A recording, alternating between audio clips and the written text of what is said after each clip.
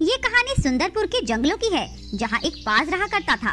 वह बाज बहुत कमजोर हो गया था क्योंकि काफी समय से उसे खाना नहीं मिल पाया था। जंगल के सभी पक्षी उससे डरे हुए रहते थे और उसे देखते ही अपने अपने घरों में घुस जाते थे। ऐसे ही उसे शिकार न मिलने से वह बहुत गुस्सा हो गया था। एक दिन की बात है, कितने दिनों से मैं भूखा बैठा हूँ। जब भी शिकार पर निकलता हूँ, ये सभी पक्षी मुझसे डरकर अपने अपने घरों में घुस जाते हैं। अगर ऐसे ही चलता रहा तो मैं भूखा ही मर जाऊंगा। मुझे इस बार तो कुछ न कुछ करना ही होगा। ऐसा सोचकर वह इधर उधर चलने लगता है। तभी उसे एक ख्याल आता है।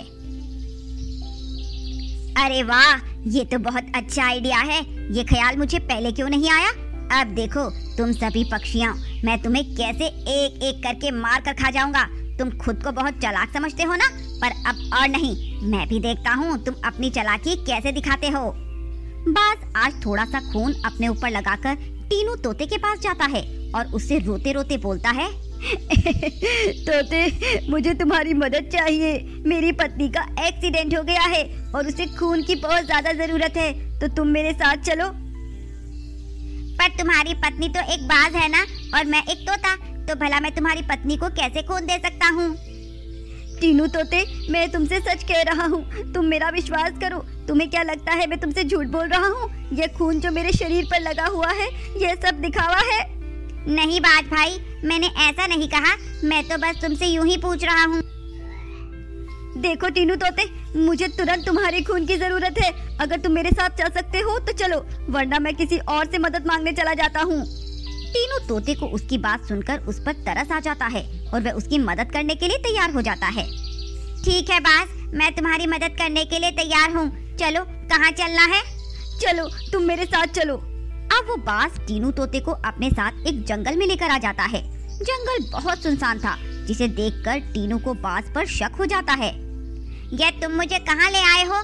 यहाँ तो कोई हॉस्पिटल नजर नहीं आ रहा। बेवकूफ, तुझे क्या लगता है मैं सच में तुझे किसी हॉस्पिटल में लेके जाऊंगा? नादान है तू, जो मेरी फितरत आज तक नहीं समझ पाया। बाज, तूने अच्छा नहीं किया, मैं तुझे छोड़ूंगा नहीं। टीनू कुछ कर पाता उससे पहले ही बाज उसे मार देता है और टीनू मर जाता है। फिर बाज उसे खा जाता है। वाह भाई वाह, मजा आ गया। कितने दिनों बाद आज पेट भर के भोजन मिला है।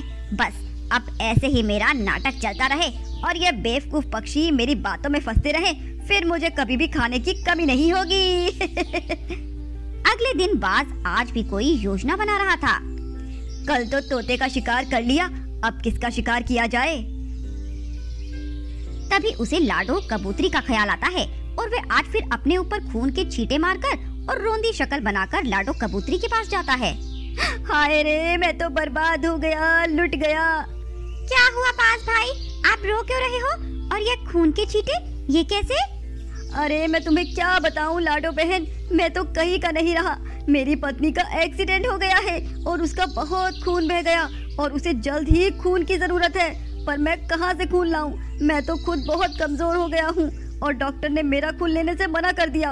अब तुम ही बताओ मैं क्या करूं, कैसे अपनी पत्नी की जान बचाऊं? उसे ऐसी हालत में देखकर लाडो को उस पर तरस आ जाता है और वह उससे कहती है, अरे बाज भाई, आप रोना बंद करो और आप घबराओ मत। मैं आपकी पत्नी को खून दूंगी और उनकी मदद करूंगी और देखना वो जल्दी ही ठीक हो जाएंगी। लाडो बहन, तुम कितनी अच्छी हो, भगवान तुम्हें लंबी उम्र दे। भैया, अब आप और देर मत करो और मुझे जल्दी से जल्दी अस्पताल लेकर चलो। ऐसा कहकर वे बाज लाडो कबूतरी को भी अपने साथ उसी जंगल में ले जाता है जहां उसने टीनू का खून किया था।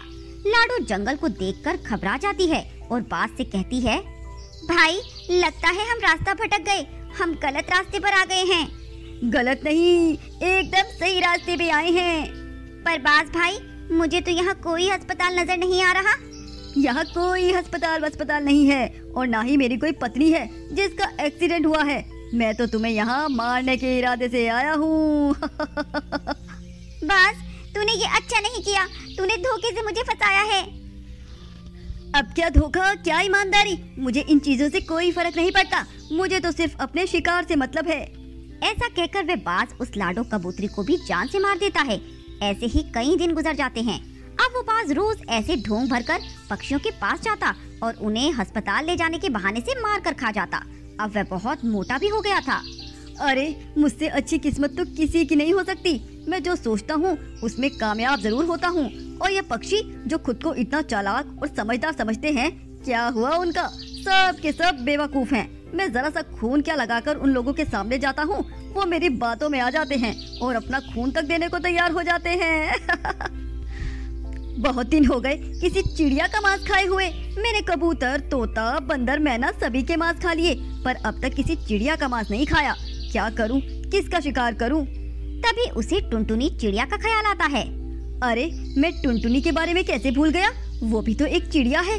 तो तैयार हो जा टुनटुनी चिड़िया, अगली बारी तेरी है। वहीं दूसरी तरफ टुनटुनी चिड़िया अपनी दोस्त लाडो कबूतरी की मौत से सदमे में थी। वो जंगल के पक्षियों से इसी सिलसिले में पूछताछ करती है। अरे मोंटी बंदर, तुम्हें पता है कि आखिरी बार लाडो कबूतरी किसके साथ देखी गई थी? देखो टुनटुनी, मैं इस बारे में कुछ नहीं जानता। मैंने तो कई दिनों से लाडो कबूतरी को देखा भी नहीं। तुम मुझे माफ करना, मैं इस बारे में तुम्हारी कोई मदद नहीं कर पाऊंगा। ठीक है मोंटी भाई, आपकी मदद के लिए शुक्रिया। टुनटुनी जंगल के पक्षियों की इस रहस्यमय मौत के बारे में सुनकर बहुत परेशान थी। अगली सुबह वह बाज टुनटुनी चिड़िया के पास चला जाता है और उस पर भी वही चाल चलता है जो उसने सभी पक्षियों पर चली थी। टुनटुनी बहन, मुझे तुम्हारी मदद की सख्त जरूरत है। बोलो, तुम मेरी मदद करोगी ना? अरे बाज भाई, आपके ऊपर ये खून, ये कैसे और कैसी मदद? टुनटुनी बहन मत पूछो, मेरे साथ जो हुआ है भगवान फिर से वो किसी के साथ ना करे। क्या हुआ बाज भाई, साफ साफ बोलो। टुनटुनी बहन, मेरी पत्नी का कार एक्सीडेंट हो गया है और इसकी हालत बहुत कमजोर है। डॉक्टर ने कहा है बहुत खून बह गया और अगर उसे समय पर खून ना मिला तो वह मर जाएगी। टुनटुनी को बाज की बातों पर शक सा होता है। बाज भाई आप घबराओ मत, मैं हूँ ना, मैं आपकी पत्नी को अपना खून दूंगी, बस आप मुझे 1 मिनट दो। ऐसा कहकर वह अपने घर के अंदर जाती है और कुछ समय के बाद बाहर आ जाती है। चलो बाज भाई जल्दी चलो, वरना कहीं देर ना हो जाए। ऐसा कहकर टुनटुनी उस बाज के साथ चल देती है और कुछ दूर पहुंचने के बाद उसी जंगल में पहुंच जाती है। बेवकूफ टुनटुनी, मैं तो सोचता था कि तू बहुत समझदार है, तुझे जाल में फंसाना मेरे लिए आसान नहीं होगा, पर मैं गलत साबित हो गया। तू तो इस जंगल की सबसे बड़ी बेवकूफ निकली। तुझसे ज्यादा अकल से तो पैदल चिड़िया मैंने आज तक नहीं देखी। हंस ले बेटा हंस ले, जी भर के हंस ले, क्योंकि तेरी ये आखिरी हंसी है। आज के बाद तू हंसने के काबिल तो क्या, सांस लेने के काबिल भी नहीं रहेगा। बाज टुनटुनी की ये बात सुनकर हैरान हो जाता है। कहना क्या चाहती हो तुम? मैं कुछ नहीं कहूँगी, बल्कि तुझे कुछ दिखाऊंगी, वो देख। जंगल के सभी पक्षी वहाँ उड़कर पहुँच जाते हैं, जिसे देखकर बाज हैरान हो जाता है। ये सब कब और कैसे हुआ?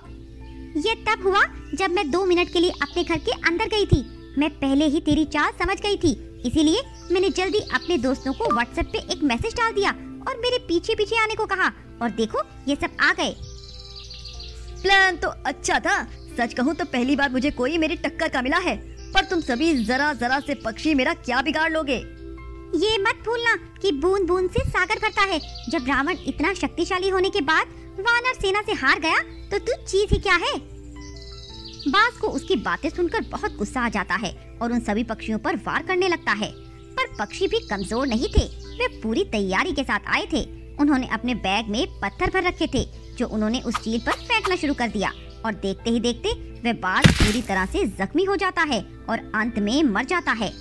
दोस्तों, ये मेरी या आपकी जीत नहीं है, ये जीत है बुराई पर अच्छाई की। सभी पक्षी टुनटुनी की सूझबूझ और समझदारी की तारीफ करते